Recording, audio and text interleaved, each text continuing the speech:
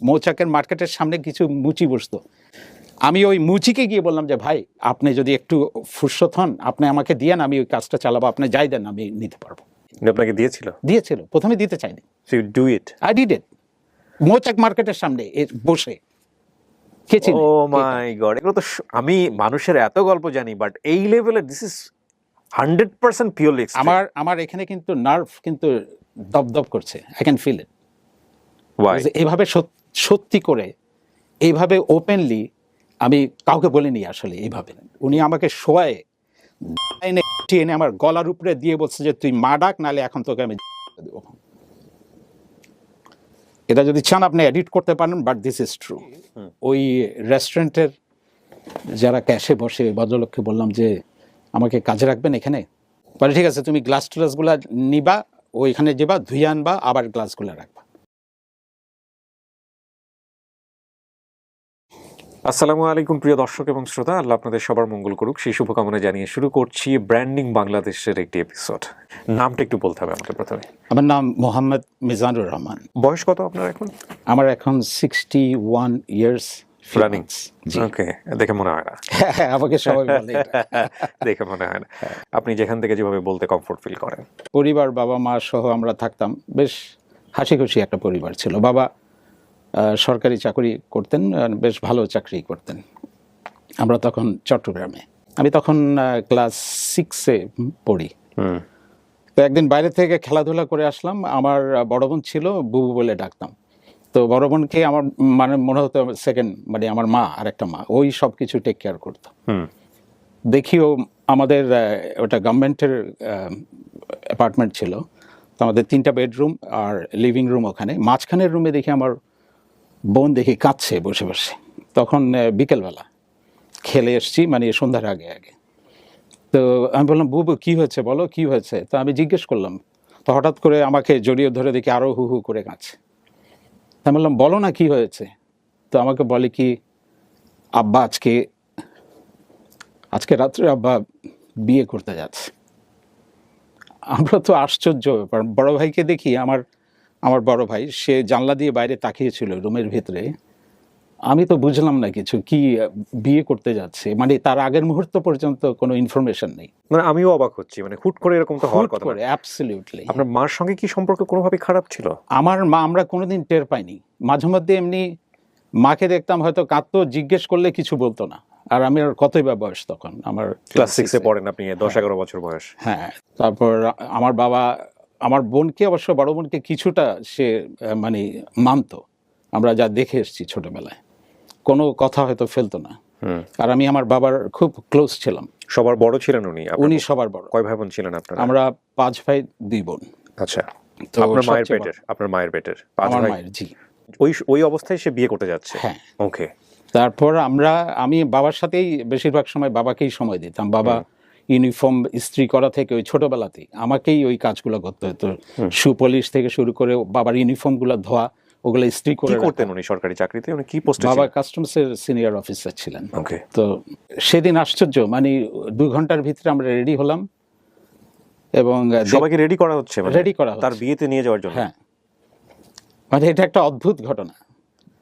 তারপর মারাত্মক অনুশাসন ছিল ফ্যামিলিতে, নইলে এরকম ঘটনায় ছেলে মেয়ে তো রাজি হওয়ার কথা না। হ্যাঁ, বাবাকে দেখে সবাই খুব ভয় পেতেন? হ্যাঁ অবশ্যই। বাবা কম কথা বলতেন, আর চাকরিটাই ছিল ওরকম, স্ট্রেসের মধ্যে থাকতো। আমি বুঝতে পারতাম। আর আমি কেন বলছি, আমি বাবার খুব ঘনিষ্ঠ ছিলাম। বাবা অফিস থেকে আসলেই আমি তেল লাগিয়ে দিতাম মাথায়, পিঠের উপরে লাফালাফি করতাম। বাবার সাথে খুব ওই টাইটা ছিল, কিন্তু আমি কোনোদিন টের পাইনি যে এরকম একটা ঘটনা ঘটতে যাচ্ছে। তো আমরা সবাই মিলে ওই দেবপাহাড় বলে একটা জায়গা ছিল, ওখানে বিয়ে হবে আর কি। আমার সৎ মায়ের যার সাথে বিয়ে হতে যাচ্ছে তার বোনের বাড়ি ওটা, ওখানে আর কি। আমরা ওখানে গেলাম, ওদিন বিয়ে হয়ে গেল। যেহেতু বাবার সাথেই আমি থাকতাম বেশিরভাগ সময়, তো রাত্রেবেলা দরজা বন্ধ বেডরুমের। তা আমি নক করছি, আব্বা আমি আসবো কিনা, আসবো। তো দেখি কোনো সারা শব্দ দেয় না। আবারও বললাম আব্বা আসবো কিনা। তা আব্বা দরজা খুলে বললেন না, যা তুই ভাইয়ের সাথে ঘুমা আজকে। ওকে। এখানে মা কোথায়? আপনার মা কোথায়? আমার মাকে চিটংয়ে পাঠিয়ে দিয়েছিল আগে, তার বাবার বাড়িতে? হ্যাঁ, বাবার বাড়িতে। পরে চিন্তা করি আর কি, বের করি। একবার আমার মা চট্টগ্রামে আমার মামার জুয়েলারির দোকান ছিল ওখানে, খাতুনগঞ্জ। একবার আম্মা ওখানে আমাকে নিয়ে গিয়েছিল, গিয়ে ওরা কথা বলছে মামার সাথে, এবং দেখেছিলাম মাকে কাঁদতে। এটা আমি রিক্যাপ করি, বাট আমি কোনো এই ঘটনার সাথে কোনো কিছু মানে যে লিঙ্ক আছে কিনা আমি শিওর করে বলতে পারবো না, বাট আমি দেখেছি মাকে এই চট্টগ্রামে চলে যাওয়ার আগে, বাবার বাড়ি চলে যাওয়ার আগে আমাকে ওখানে নিয়ে গিয়েছিল, যাওয়ার পর ওখানে কান্নাকাটি করেছিল। এই চিন্তা ভাবনা শুরু হয়ে গেল যে এটা হচ্ছে কি, মানে যে জিনিসটা আপনি একবার অভ্যস্ত হয়ে যান সেটার যখন একটা ছন্দপতন হয়, রাইট, তখন একটা সাইকোলজিক্যাল এফেক্ট তো হবেই। ডেফিনেটলি হবে। কয়েকদিন পর হঠাৎ করে দেখি আমাদের একটা হাউস টিউটর ছিল, আমাদের সব ভাই বোনকে পড়াতো, অনেক পুরনো, একেবারে ছোটবেলা থেকে, আমার মানে জন্ম হওয়ার পর থেকে হয়তো ওনাকে দেখেছি, বহু পুরনো টিচার। ওনাকে একদিন ওই আমার সৎমা ডেকে বললো, আপনাকে আর কাল থেকে আসতে হবে না। তখন আমরা ভাই বোন মিলে অনেক চেষ্টা করেছি বোঝাতে, আমরা সিঁড়িতে পর্যন্ত দাঁড়িয়ে দাঁড়িয়ে কেঁদেছি, এবং ওই টিচার ছিলেন উনিও কেঁদেছে, কারণ এমন একটা সম্পর্ক হয়ে গেছিল আমাদের মধ্যে, ওন ফ্যামিলি, একটা মেম্বারের মতো। এই যে কমেন্ট করছে বা এই যে ওয়ার্ডারটা দিচ্ছে, এটা বিয়ে হওয়ার কয়দিন পরে? কারণ এগুলো অ্যাচিভ করতে তো একটু সময় লাগে। এটা হয়তো 2 কি 3 মাস পরে। ওকে। তারপর ওই টিচার চলে গেলেন, এটা আরেকটা সাইকোলজিক্যাল শক হলো। এখন বলে দিলেন উনি যে কারো টিচার রাখা যাবে না, তোমাদের লেখাপড়া তোমাদেরকেই করতে হবে, সবাইকে। ভাই বোনদেরকে তখন বাধ্য করা হয়েছিল ওনাকে মা ডাকার জন্য, কিন্তু কেন জানি আমার ওই বয়সে আমার মুখ থেকে এই শব্দটা উনি বের করতে পারেননি। এবং আমার বাবাকে কমপ্লেন করতেন যতবারই আসতো যে আজকেও সে কিন্তু আমাকে মা ডাকেনি। আমার ব্রেনে মনে হতো যে আমার মা জীবিত আছে, ওনাকে কেন আমি মা ডাকবো। এটা মোরালি কতটুকু সাপোর্ট হবে না আমি রেজাল্ট বলছি না, আমি যেটা আমার মনের মধ্যে কাজ করেছে আমি সেটাই বলেছি। এবং আমাকে অনেক মারধর করা হয়েছে, এবং যেগুলো শুনলে, যেগুলো দেখলে মানে নিষ্ঠুরতার পর্যায়ে পড়বে, বাট আমি কোনোদিন আমার বাবাকে প্রতিবাদ করিনি, চুপচাপ সহ্য করেছে, যেহেতু আমার বাবা। একদিন শুধু আমার সৎমা আমাকে মারতে এসেছিল, আমি ওনার হাতটা ঠেকিয়ে বলেছিলাম, আপনি আমাকে স্পর্শ করবেন না। ওই বয়সে কি করে এই কথা আমি বলেছিলাম আমি জানি না, এবং উনি আর কোনোদিন ট্রাই করেনি, হয়তো আমার চোখের দিকে তাকিয়ে করেনি। পড়তে জাস্ট বসতে যেতাম বই নিয়ে, হয়তো নিজে নিজে 5 মিনিটের মধ্যেই হয়তো বলতো, এই দোকানে যাও। একবারে হয়তো আমি 4টা জিনিস আনতে পারি, 5টা জিনিস আনতে পারি, এভাবে বলবে না। আবার এসে বসলাম, ঠিক 10 মিনিট পর উনি বেডরুম থেকে বেরিয়ে আসতে বলতেন, এই সুজি নিয়ে আসো, এনে দিলাম। আবার একটু পরে, এই চিনি নিয়ে আসো। এইভাবে বিন্দু মাত্র পড়ালেখার বইতে, ওটা তো বই, অক্ষরগুলো তো আমার ব্রেনে ঢুকতে হবে, কনসেন্ট্রেট করতে পারিনি। বাজারে ওই বয়সে বাজারে পাঠাতো টার্গেট করে আমাকেই। আমার এখনো মনে আছে, আমার গ্রোথ আপ হয়েছে পরে, আমি তখনও ছোট ছিলাম, আমার ব্যাগটা আমার মনে হতো আমার বডির সাইজের চাইতে মানে আধা হবে, কারণ তখনকার দিনে কোনো প্লাস্টিক ব্যাগ ছিল না। বাজারের ওই ছালার ব্যাগগুলো সেলাই করে ওগুলো আবার বাজার থেকে আনলে ধুয়ে শুকাতে দিত। আমরা তো ফ্রিজের ভিতরে তখন, আর তখনও ফ্রিজ একটা নতুন জিনিস ওই সময়কার, তো ফ্রিজ খুলতে গেলেই উনি বলতো যে আর কেউ ফ্রিজ ধরবে না, ফ্রিজ আমি খুলবো, আমি ধরবো। একদিন আমি অবাক হয়ে গেলাম, আমাকে আমার বোন, ইমিডিয়েট বড় বোন আরেকটা আছে, তো আমাকে চা বানিয়ে দিচ্ছিল, চিনি জাস্ট দিতে যাচ্ছিল, এসে হাত ধরে ফেলেছে, বলে কিভাবে চিনি ঢালছো। কিন্তু একটা জিনিস বলে রাখি, অপচয় কেউ পছন্দ করে না, এবং আমাদের ওই কষ্টটাও ছিল না, কোনোদিন দেখিনি যে খাবার দাবারের কোনো কষ্ট হবে। ওই অবস্থায় উনি চিনির ডিব্বা নিয়ে চলে গেলেন, এবং উনি চিনির ডিব্বা এর পর থেকে ওনার বেডরুমে রাখতেন। এগুলা কেউ না দেখলে বিশ্বাস করবে না। মা কোথায় তখন? আমার মা তখন চট্টগ্রামে, ওনার মানে উনি আর এখানে থাকেন না? না, উনি থাকেন। তো মার সাথে দেখা হয় না আপনাদের, যোগাযোগ হয় না? তখনও পর্যন্ত না। আমরা ছুটিতে যেতাম নানার বাড়ি, বছরে যখন ঈদের ছুটি দিত তখন নানার বাড়ি, দাদার বাড়ি, নানার বাড়ি 3-4 কিলোমিটারের মধ্যে, তো তখন দেখতে যেতাম। কক্সবাজার যাওয়ার ঠিক মাঝামাঝি যায়। মা কি ফিরে এসেছিল আপনাদের? না, মা ফিরে আসেনি। মানে ওনার সঙ্গে কি ডিভোর্স হয়ে গেছে? না, কোনোদিন ডিভোর্স দেয়নি। আপনার মা কি পরবর্তীতে অন্য কোনো সংসার করেছেন? না, করেনি। এটা কি আপনার কাছে স্টিল মিস্ট্রি যে কেন এটা হলো? নাকি আপনার কাছে অ্যানসার আছে কিন্তু আপনি বলতে চান না? না, আনসার আমার কাছে নেই, তবে মনে হয় আমার মানে কেউ ইনফ্লুয়েন্স করেছে আমার বাবাকে মনে হয়। তখন এতগুলো বিয়ে ভাই বোন করার যারা পরিণত বয়সের ছিলেন তারাও তো সামহাও মার সঙ্গে কানেক্টেড থাকতে পারতেন, হ্যাঁ। মাকে কোম্পানি দিতে পারতেন, বা আমরা যেটা দেখি যে এরকম হচ্ছে সেক্ষেত্রে তো ছেলেমেয়েরা কেউ কেউ এমনও হতে পারতো যে মার সঙ্গে সেটেল হয়ে গেল, মার কাছে চলে গেল, এরকম কি হয়েছে? না, হয়নি, এরকমও হয়নি। বিকজ আমার নানার বাড়ি ওখানে, মামা খালা নানারা সবাই জয়েন্ট ফ্যামিলি একসাথে থাকে। আচ্ছা আচ্ছা। নানার যেহেতু বিজনেস ছিল এবং আমাদের ওদিককার নানার দিককার লোকদেরকে দেখতাম আমি ছোটবেলায় যতবার গিয়েছি ওখানে কোনোদিন কেউ জোরেও কথা বলে না, অসম্ভব ভদ্র একটা গ্রাম, ও ছোট্ট গ্রাম। ম্যাক্সিমাম আপনার উপরে রাগ করে যদি বলে আপনার দিকে তাকিয়ে বলবে কি বললে তুমি, এটা হচ্ছে ম্যাক্সিমাম। মানে এইটা জিনিস আমি কোনোদিন দেখিনি কারোর সাথে কেউ কথা বলেছে, কেউ তর্ক পর্যন্ত করেছে, শুধু একটা কথা বলে সরে যায় ওখান থেকে, পরে এসে কথা বলে। ওই ধরনের পরিবেশের একটা ফ্যামিলি থেকে মাকে নিয়ে এসেছি। ও, হয়তো নানারা এটা নিয়ে আর ঘাটাঘাটি ঘাটাঘাটি করতে চাইনি। তারপরে এমনি আমার মানে আগে আমাদেরকে কিছু হাতে কিছু পয়সা করে টিফিনের পয়সা দিত, সবাইকে দিত, সব বাচ্চাদেরকে দিত, স্কুলে যেত ওরা হয়তো কিছু কিনে খেলো। তখন এই 3 কি 4 মাস পর থেকে উনি এই পয়সা দেওয়া বন্ধ করে দিলেন। তখন তো পয়সা দিত, 8 আনা দিত, 10 আনা দিত। আর বেশিরভাগ বাচ্চাদেরকে দেখলাম ওই ঝাঁকিতে করে আলতার আচার, তেঁতুলের আচার এগুলো নিয়ে আসতো, সব বাচ্চারা টিফিনের মধ্যে ঝাঁপিয়ে পড়তো। আর তখন কতগুলা আইসক্রিম বিক্রি করতো গোল গোল করে, আর কিছু রসগোল্লার মতো কিছু মিষ্টিও ছিল, ওগুলো খুব ফেভারিট ছিল বাচ্চাদের, ওগুলোই আমরা খেতাম টিফিনের সময়। ওগুলো বন্ধ হয়ে গেল। এর পরবর্তী পর্যায়ে বেতন দেওয়া বন্ধ করে দিল। কি বলেন? হ্যাঁ, স্কুলের কোনো বেতন দিবে না উনি। বাবা কেন এরকম করছিল? আমি ঠিক জানি না।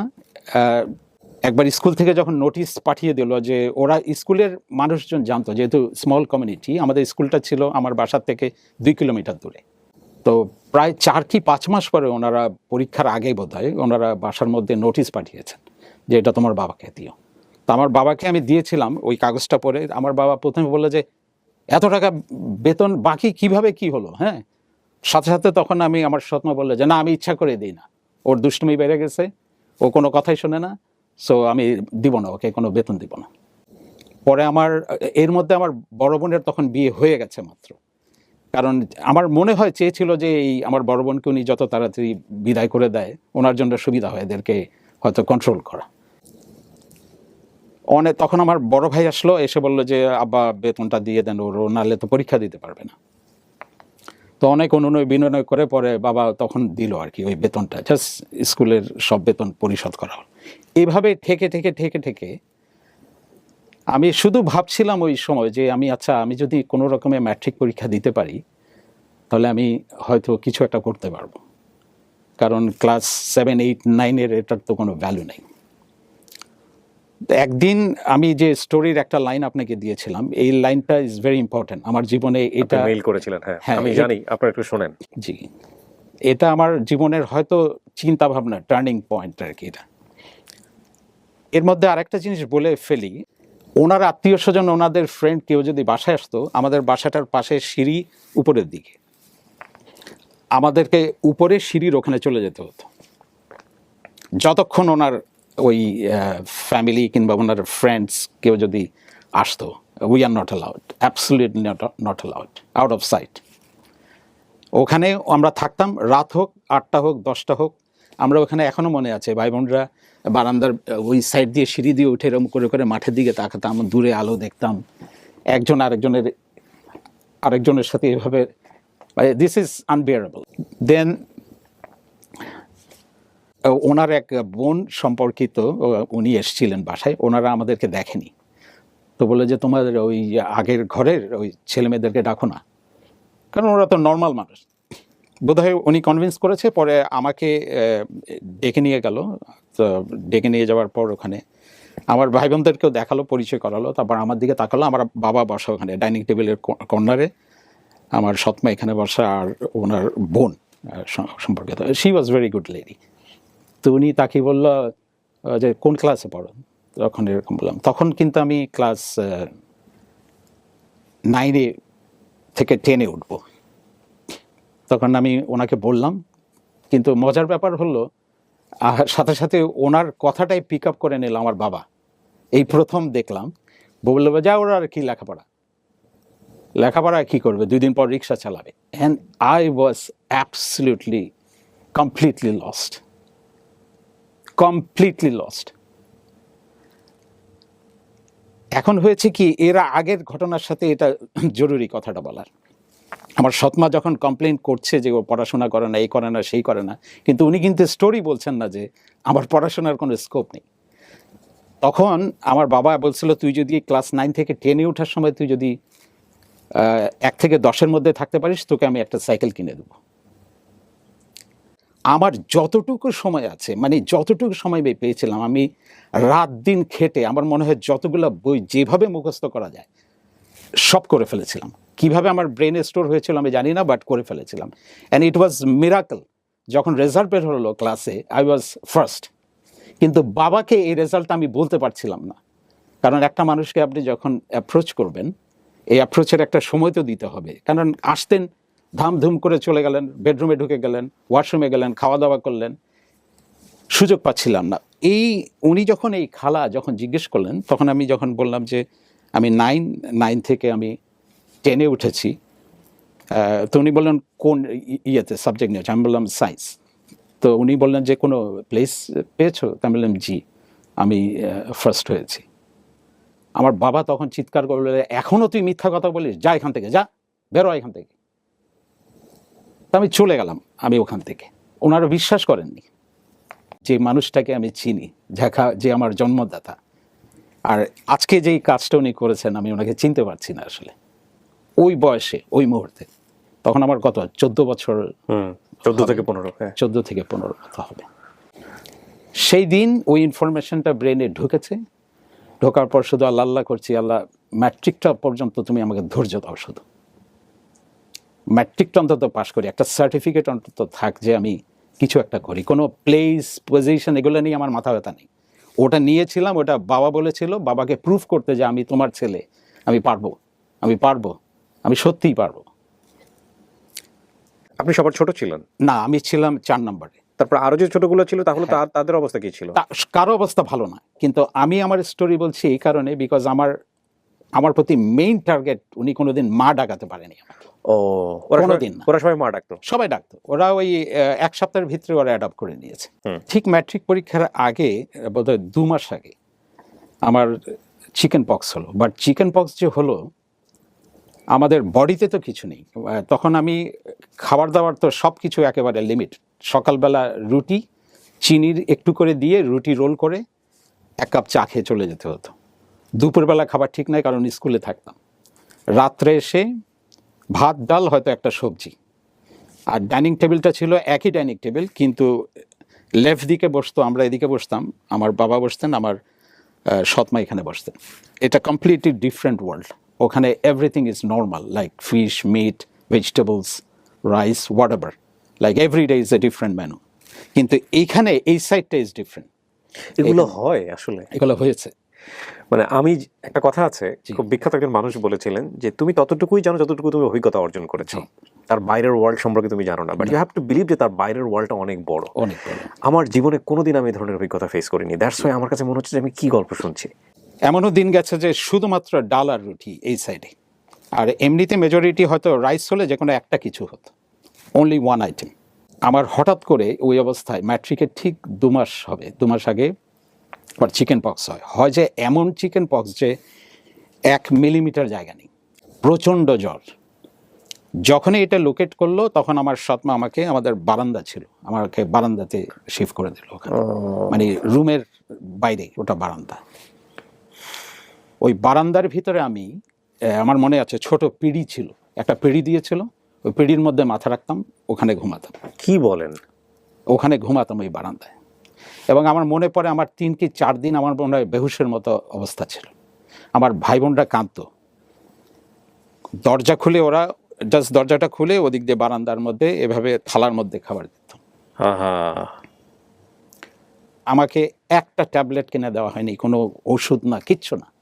জাস্ট এ বেসিক মিল যেটা বাসায় করছে আমাদের জন্য, ওটা জাস্ট দরজাটা খুলে ওদিকে বারান্দায় ঠেলে দিত, আবার টেনে নিয়ে চলে যেত। আপনার অন্যান্য ভাই বোনরা তো চাইলে করতে পারতো, তারা কেন করেনি? ওদের ক্ষমতা ছিল না, কারণ বাবা অনেক পাওয়ারফুল ছিলেন। কারণ একটা পাওয়ারফুল মানুষের সামনে ফেস করা এত ইজি না, এত ইজি না। ওই অবস্থায় না। বড় বোনটা থাকলে যতদিন ছিল একটু কমফোর্ট জোনে আমরা ছিলাম। আমি নিজে নিজেই সুস্থ হয়ে গেলাম ন্যাচারালি, ইমিউন সিস্টেম হয়তো ডেভেলপ করে নিজে নিজেই ভালো হলাম, কিন্তু উইকনেসটা রয়ে গেল। তো এই ধকলটা, আমি কোনো ঠিকমতো লেখাপড়াও করতে পারিনি। যতটুকু সময় পেয়েছি সম্ভবত 1 থেকে 1.5 মাস হয়তো আমি নিজে বই পড়ে চেষ্টা করেছি, কিন্তু তার মধ্যে ওই ইন্টারফারেন্স তো আছেই ওগুলোর মধ্যে। আরেকটা জিনিস বলি এখানে, আমার সৎমা ঘরে আসার পরে কোনোদিন উনি কোনো বই কিনে দেননি। আমার কি করতে হতো, আমার ফ্রেন্ডদেরকে ধরে, তাদের সিনিয়র ভাই বোনকে ধরে তাদের পুরনো বইগুলো যেগুলো আছে ওগুলা নিয়ে এসে পড়তাম। এগুলো একদম অ্যাবসলিউটলি লাইক প্রত্যেক বছর এরকম হচ্ছে যে ধার করা বই নিয়ে এসে পড়ছি। ম্যাট্রিক পরীক্ষা দিব, পরদিন হচ্ছে আমাদের ম্যাথসের পরীক্ষা, জিওমেট্রি ম্যাথসের পরীক্ষা। আমার কিন্তু কোনো বক্স নেই, এর আগে বলেছিলাম একবার, জ্যামিতি বক্স নাই আপনার? কিচ্ছু নাই। ওই যে আপনাকে তো সার্কেল রাখতে হবে, টান দিতে হবে, ফিজিক্সের অনেক কিছু আছে ওগুলো করতে হবে, নাই। আমি যখন করতাম, নিচের তলায় এক আপু ছিলেন, ওই আপুর থেকে আমি মাঝে মধ্যে নিয়ে আসতাম, কিন্তু ওই দিন ওই আপুকেও পাই না, আপুও নাই পরীক্ষার দিন নিচের তলায়। জিওমেট্রি বক্স ছাড়া আমি পরীক্ষা দিতে গিয়েছি যে কোনো ফ্রেন্ডের কাছ থেকে হাতে পায়ে ধরে পাশের থেকে শেয়ার করে হয়তো করব, এইভাবে আমি পরীক্ষা দিয়েছি ম্যাট্রিক। আমি নিজেও জানি না আমি পাস করব না ফেল করব। রেজাল্ট বের হলো এবং আমি নিজেই অবাক হলাম। ও তখন বলতো second division, higher second division, এভাবে বলতো। দেখি আমি হায়ার সেকেন্ড ডিভিশন পেয়েছি সায়েন্স থেকে। হ্যাঁ, সায়েন্স থেকে। তো আমি অবাক হয়ে গেলাম নিজেই। তো এই সার্টিফিকেট নিয়ে আমি তখন আমাদের চিটংয়ে বেস্ট ছিল চিটং কলেজ, তার সবচেয়ে ভালো ছিল আর কি। গেলাম, ঢুকলাম ভেতরে। হয়েছে কি, আমার চুল ছিল অনেক লম্বা। এটাও একই কাহিনী, উনি কবে আমাকে চুল কাটার পয়সা দিয়েছেন কারো ওনার মনে নেই। আমি কি করতাম, চুল ছিল লম্বা, আমার বেশ সিল্কি চুল ছিল, আমি নিজে নিজে বোনদেরকে দিয়ে বলতাম একটু পর্যন্ত কাটো, একটু পর্যন্ত কাটো। এইভাবে কেটে কেটে আমার চুল ছিল এই পর্যন্ত লম্বা, কোনো আঁচড়ানো নাই, কিচ্ছু নাই। এখনও ওই অভ্যাস, আমি কোনোদিন চুল আঁচড়াই না, হয়তো আমি 50 ইয়ার্স চুল আঁচড়াই না। আমি গোসল করি হাত দিয়ে জাস্ট, আমি কখনো চুল আঁচড়াই না, আমার কোনো চিরুনি নাই, ব্রাশ নাই, কিছু নেই। তা আমি ঢুকলাম, টিচাররা আমার দিকে তাকালো যে একটা ছেলে এখানে শহরের নামকরা কলেজে ভর্তি হতে এসছে, ওর যে বেশবাসের কথাতে দেখেন, আমি বললাম না যে কত কিছু মনে পড়ে। উনি লাস্ট আমাদেরকে কাপড় দিয়েছিলেন, আমি তখন বললাম যে ক্লাস 6-এ যখন, একবার শুধু সম্ভবত ঈদের মধ্যে উনি কাপড় দিয়েছিলেন, মানে একটা প্যান্ট একটা শার্ট। এর পরবর্তী যতদিন পর্যন্ত আমি বাসায় ছিলাম ম্যাট্রিক পর্যন্ত কোনো কাপড় কিনে দেয়নি। How do you manage? ওটাই বলছি, কাপড়ের তখনকার দিনে যারা প্যান্ট পরতো, এমনিতে আমাদের ছিল বেশিরভাগ ফ্যামিলির 2টো প্যান্ট 2টো শার্ট থাকতো, একটা কি 2টা লুঙ্গি থাকতো, না একটা পায়জামা থাকতো, একটা পাঞ্জাবি থাকতো। এটা ছিল একটা একেবারে নর্মাল যে কোনো একটা ফ্যামিলির বাচ্চা। আমি করতাম কি, নিচে দিয়ে ওগুলো বাড়াতে বাড়াতে একদিন এমন সময় হয়েছে যেহেতু আমি লম্বা হচ্ছি আর ওটা ম্যাচ করছে না। আমাদের ওখানে টেইলার ছিল, টেলারে নিয়ে যেতাম, ও অন্য যে কাটা কাপড় আছে ধরেন হোয়াইট কাপড়টা সেলাই করে দিয়ে ওটা আবার এক্সটেন্ড করতো, সাইডেও তাই করতো। এই পাশ দিয়ে, প্যান্টের পাশ দিয়ে আপনি এতটুকুও বাড়াতে পারবেন, ওটা কিন্তু পুরোটা একটা পাট্টা দাও, এবং প্যান্টের নিচে ওটাও একটা পট্টি দিয়ে করা, এক্সটেন্ডেড করা। শার্টও তাই। কেউ বিশ্বাস করবেন আমি জানি, বাট আমি যা বলছি সত্যি কথা বলছি। তা আমার এই বেশবাস দেখে, বাট পরিষ্কার রাখতাম, হয়তো একটা ধুয়ে আমি রাখতাম, বসে থাকতাম, ওটা শুকালো, ওটা পড়তাম, ওটা নিয়ে এসেই রাত্রেবেলা স্কুল থেকে এসে হয়তো ধুয়ে দিতাম যদি ময়লা টলা হতো। এই বেশবাস দেখে এই ছেলে এসছে এখানে ইন্টারভিউ দিতে, তো উনি ঢুকলেন, বসালেন, 3-4 জন টিচার ছিল চিটং কলেজে। তো আমাকে নাম জিজ্ঞেস করলো, আমি বললাম আপনি যেভাবে নাম জিজ্ঞেস করেছেন, বাবার নাম কি বললাম। তো প্রথমে টিচার আমাকে বললো যে তুমি এরকম চুল রেখে কলেজে আসতে চাও, উনি বললেন। তা আমি চুপ করে আছি, কি জবাব দেব। তখন আরেক টিচার জিজ্ঞেস করলো, ইংরেজিতে বলো, আমি লম্বা চুল রাখিতে ভালোবাসি। তো আমি বললাম, তো পাশের আর সায়েন্সের টিচার বললো সালফিউরিক অ্যাসিডের ফর্মুলা কি, বললাম। আর ফিজিক্সের একজন বললো ইনার্শিয়া নিয়ে কথা বললো। তো আমি জবাব দিয়েছি, এই কটাই আমাকে প্রশ্ন করেছে, এখনো মনে আছে আমার। তো আমি বেরিয়ে এসেছি। তো যারা সিলেক্ট হয়েছে সবার নাম, হঠাৎ নিচে তাকিয়ে দেখি ওয়েটিং লিস্ট 4 জন, এখনো মনে আছে। তার মধ্যে ওয়েটিং লিস্টে প্রথম আমার নাম রেখেছে। তো আলটিমেটলি আমার আর চিটং কলেজে যাওয়া হয়নি, বিকজ ওরা আমাকে আর ডাকেনি। তখন ওই টাইম চলে গেল, তখন আমি কি করব, আমাকে তো একটা কলেজে ভর্তি হতে হবে, তো আমি সিটি কলেজে ভর্তি হয়ে গেলাম। কত সালে ভর্তি হলেন? এটা আমি তো ম্যাট্রিক করেছি 75-এ। আচ্ছা, তার মানে তাহলে 76 সেশন 76-এর সেশন ওখানে। তবে বাসায় আসলাম, বাসায় এসে ওই রুটিনে আমরা অভ্যস্ত হয়ে গেছি কোরবানি ঈদের দিন। আর সেই ভোর থেকে অন্ধকার থাকতে আমরা তখন উঠতাম। আর মাংস কাটা এত ইজি না কিন্তু, মানে আপনার এমনিই খিদা লাগবে। তো আমরা নামাজে গেলাম, নামাজ থেকে এসে মাংস কাটাকাটি করলাম। প্রথম ওই যে ফাতেহার মাংস বলে না, ওগুলো রান্না হতে প্রায় 1টা বেজে যায়, 1টা-1.5টা বেজে যায়। তো ওটা রান্না হয়েছে, আমি তাড়াহুড়া করে গোসল করে আসলাম, ভাই বোনরা সব খেতে বসছে, বাবা মা সহ। এর মধ্যে আমার এক স্কুলের ফ্রেন্ড, আমার খুবই ঘনিষ্ঠ ফ্রেন্ড, গোসল করার পর খিদাটা আরও বেড়ে গেছে, আর মাংস রান্না হয়েছে, কোরবানির মাংস, ওটার ফ্লেভারই তো ডিফারেন্ট। তো আমি জাস্ট বসেছি, আমার এক বন্ধু স্কুলের, সে আমাকে যে শার্টটা দিল, হালকা গ্রিন রঙের একটা শার্ট, কারণ ওরা জানে আমার যে কাপড় চোপড়ের যে অবস্থা। তো ও আমাকে দিয়েছিল, বলে যে তুই এটা ঈদের দিন পরিস, তুই এটা রাখ, তুই এটা পরিস। তো আমি এটা নিয়ে এসেছিলাম, এসে তো আমি ওটা গায়ে দিয়ে ডাইনিং টেবিলে ওখানে বসেছি।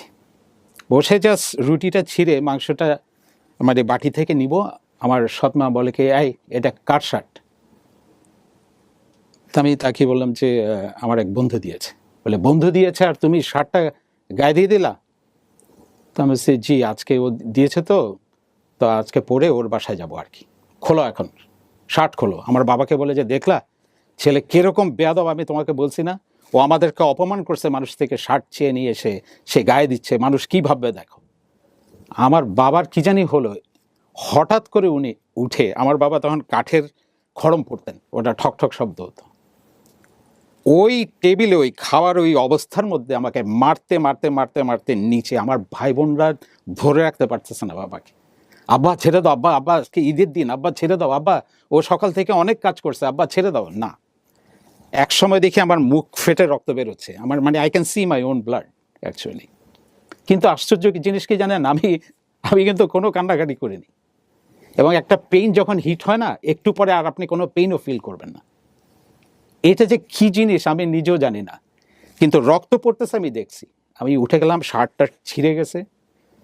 এই তখন আমার মাথার ভিতরে ইনফরমেশনটা আসলো যে না, এখানে আর থাকা যাবে না। তখন আমি উঠে হেঁটে জাস্ট ডাইনিং টেবিল ক্রস করে আমাদের মেইন দরজাটা খুলে আমি বাইরে বেরিয়ে যাব। তখন আমার সৎমা চিৎকার করে বলতেছে, একটা পা যদি ঘরের বাইরে তুমি দিছো এই অবস্থায়, কারণ উনি দেখেছে আমার শার্ট ছেঁড়া রক্তাক্ত অবস্থায়, তুমি আর জীবনে এই বাসায় ঢুকতে পারবে না। আমার বাবা তখন, মানে একটা মানুষ কি করে বদলে যেতে পারে, একেবারে নর্মাল, মানে উনি ঠিক খাবার টেবিলে বসা, আবার রিটার্ন করে বলে যাক যাক বাইরে যাক, কি আর করবে, 2-4 দিন বাইরে থাকবে, না খেয়ে তখন কুকুরের মতো ঘুরবে, তারপর না হয় রিক্সা চালাবে, ছেড়ে দাও, ঠিকই বাসায় আসবে দেখবা। এই কথা শুনে আমি ব্যাক করলাম। এই প্রথম বাবার সাথে আমি কোনো দিন বাবা এত, অন্তত আমি বলতে পারি 1000 টাইম অন্তত উনি আমাকে হিট করেছেন, কিন্তু কোনো দিন একটা কথা বলিনি যে ঠিক আছে তুমি আমাকে মেরে ফেলতে চাইলে মেরে ফেলো। এমনও দিন গেছে আপনি আশ্চর্য হবেন, মা ডাকানোর জন্য, এটা আমি জানি না, আপনি যদি চান এডিট করতে পারেন, উনি আমাকে শোয়ায় দা এনে বটি এনে আমার গলার উপরে দিয়ে বলছে যে তুই মা ডাক, নাহলে এখন তোকে আমি দেবো। এটা যদি চান আপনি এডিট করতে পারেন, বাট দিস ইজ ট্রু। বলিনি আমি সে জবাই করে দাও তুমি, কোনো অসুবিধা নেই। এই প্রথম আমি ওনাকে ব্যাক করে